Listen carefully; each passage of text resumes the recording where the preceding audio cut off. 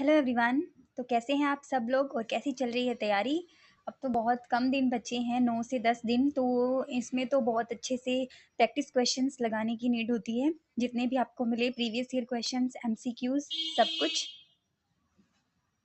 Syllabus आपने सारा complete कर ही लिया होगा, लेकिन एक बार थोड़ा सा देख लेते हैं कि और क्या क्या रिवीजन करनी है सिलेबस के अकॉर्डिंग। सबसे पहले तो आता है डेवलपमेंट का चैप्टर, जो ग्रोथ एंड डेवलपमेंट का चैप्टर है। साइकोलॉजी का डिस्कस करते हैं पहले। वो आपको कंप्लीट करना है कि जो ग्रोथ होती है वो क्वांटिटेटिव है, डेवलपमेंट की सारी स्टेजेस वो क्वालिटेटिव होता है, क्या क्या इसकी विशेषताएं होती है, कौन सी एज खिलौनों की है, कौन सी एज खेल की है, आपको सब पता होना चाहिए। सिफेलोकॉर्डल, प्रॉक्सिमोडिस्टल, एवरीथिंग डेवलपमेंट के बारे में सब कुछ पढ़ना है। इसकी जो स्टेजेस है वो पढ़नी ही नहीं है, वो याद भी रखनी होती है, क्योंकि एक ही वर्ड लगा के जो है वो ऑप्शंस चेंज कर दिए जाते हैं और कन्फ्यूजन क्रिएट हो जाती है। ठीक है, तो डेवलपमेंट का पूरा चैप्टर है यहाँ से। तो ये फर्स्ट पार्ट है, ये डेवलपमेंट ही है, जिसपे हेरिडिटी और एनवायरनमेंट दोनों का इफेक्ट पड़ता है इक्वल रेशियो में। ये आपको सारा करना है, डेवलपमेंट के सारे प्रिंसिपल्स। उसके बाद जो सोशलाइजेशन प्रोसेस है, ये इसके एमसीक्यू से भी बात बन जाएगी। एक समाजीकरण का चैप्टर भी है, बस कि समाज का इफेक्ट कैसे पड़ता है। तो इससे आप एमसीक्यूज या पीवाईक्यूज लगा लीजिए, वो यहाँ से कवर हो जाएगा। उसके बाद जो पियाजे, कोहलबर्ग और वाइगोस्की है, इसकी रिवीजन बहुत बहुत अच्छे से करनी है। सबसे ज़्यादा यहाँ से ही क्वेश्चन देखने को मिलने वाले हैं कि पियाजे ने क्या कहा था, वाइगोस्की ने क्या कहा था और कोहलबर्ग ने क्या किया था।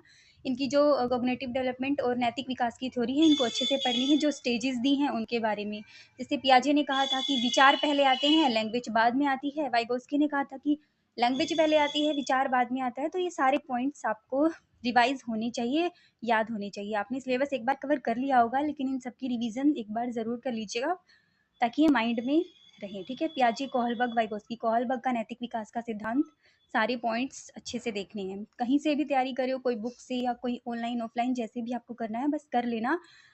रिवीजन बहुत ज़्यादा ज़रूरी है। फिर प्रैक्टिस क्वेश्चंस। उसके बाद आता है सबसे इंपॉर्टेंट जो है वो इंटेलिजेंस का चैप्टर है। इंटेलिजेंस, मल्टी डायमेंशनल इंटेलिजेंस बहुत ज़्यादा इंपॉर्टेंट है। लैंग्वेज, जो इंटेलिजेंस है उसमें बहुत सारे बुद्धि के प्रकार दिए हुए हैं, परीक्षण दिया हुआ है, तो ये सारे आपको पढ़ने हैं। जैसे मल्टी डायमेंशनल जो बुद्धि है, बहुबुद्धि, वो हार्वर्ड गार्डनर ने दी है, लेकिन जो बहुकारक है वो थॉर्नडाइक ने दिया है। तो आपको ये डिफरेंसेस पता होनी चाहिए। त्रितत्व का सिद्धांत स्पीयरमैन ने दिया है, जबकि त्रिआयामी गिलफोर्ड ने दिया है। तो ये चीज़ें पढ़ लेना, कन्फ्यूजन हो जाती है एग्जाम में जाके। ठीक है, इंटेलिजेंस का पूरा चैप्टर, परीक्षण, प्रकार, सब कुछ। उसके बाद जो आता है मेन, वो आती है असेसमेंट। कौन सी असेसमेंट बेस्ट होती है, फॉर्मेटिव, सम्मेटिव, इन सब के बारे में। ठीक है, उसके बाद जो डाइवर्सिटी ऑफ है, ये डाइवर्सिटी वगैरह है, ये आप वैसे भी प्रैक्टिस से भी हो सकते हैं। उसके बाद कॉन्टिन्यूस कॉम्प्रिहेंसिव इवैल्यूएशन, ये भी बहुत ज़्यादा इंपॉर्टेंट है। सब पता होना चाहिए। स्कॉलस्टिक, को स्कॉलस्टिक कौन सी होती है, कैसे करनी है बच्चों की इवैल्यूएशन, तो इसके बारे में भी पढ़ लेना। और एनईपी में भी ये बात बोली गई है, तो एनईपी के भी जो मेन मेन पॉइंट्स है वो देख के जाना, कि जो 360 डिग्री का है वो हमें रिपोर्ट कार्ड देना है।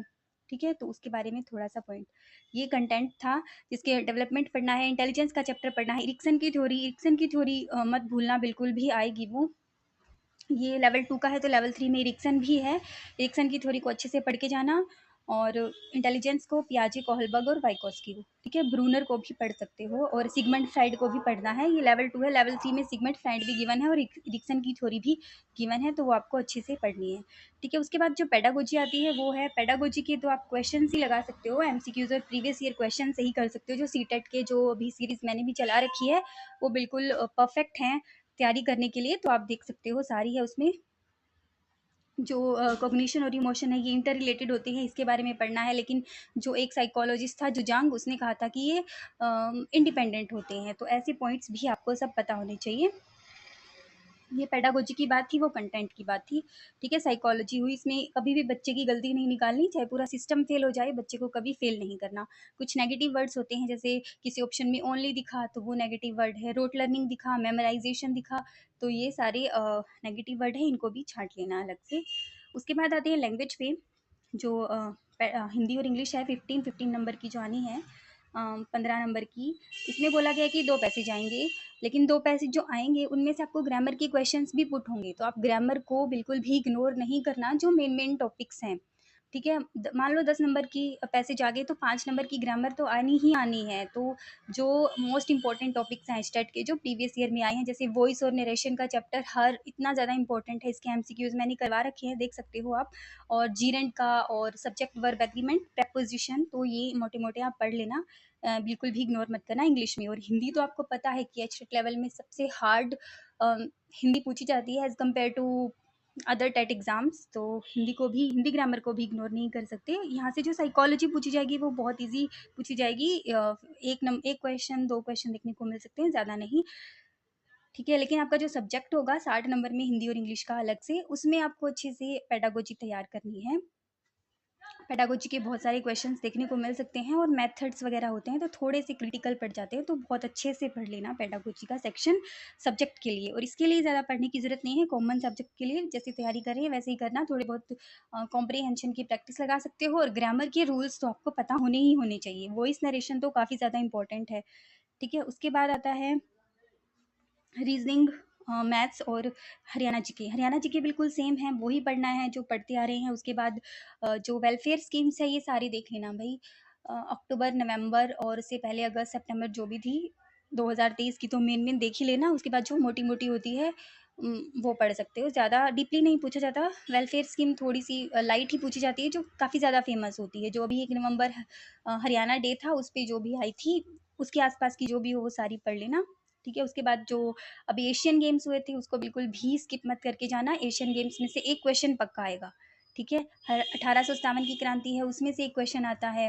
जो अकेडमीज है ये साहित्य academy, Urdu academy, Sanskrit academy, इसमें से भी क्वेश्चन आता है। तो एक नदियों में से क्वेश्चन आएगा, तो एक गवर्नर और राज्यपाल से क्वेश्चन आ सकता है। तो ये सारे टॉपिक्स देख के जाना। हरियाणा जीके का बिल्कुल सेम ही है सिलेबस।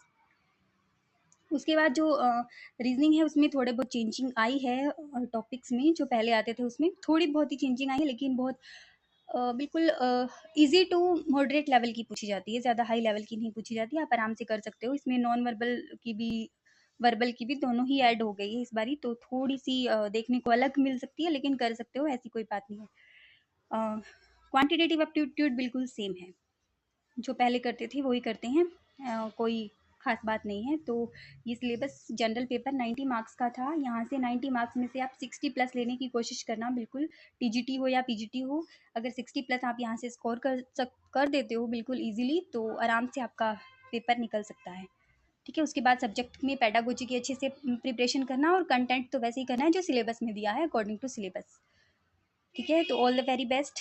9-10 दिन बचे हैं, बिल्कुल रिवाइज कर दीजिए सारा सिलेबस। और एमसीक्यूज प्रीवियस ईयर क्वेश्चन जहाँ से भी मिले जैसे भी मिले हर पेपर कर डालिए, वहीं से आते हैं, कोई ज़्यादा नहीं है। सीटेट के भी इंपॉर्टेंट है क्योंकि सीटेट वाला सिलेबस दिया हुआ है। ठीक है।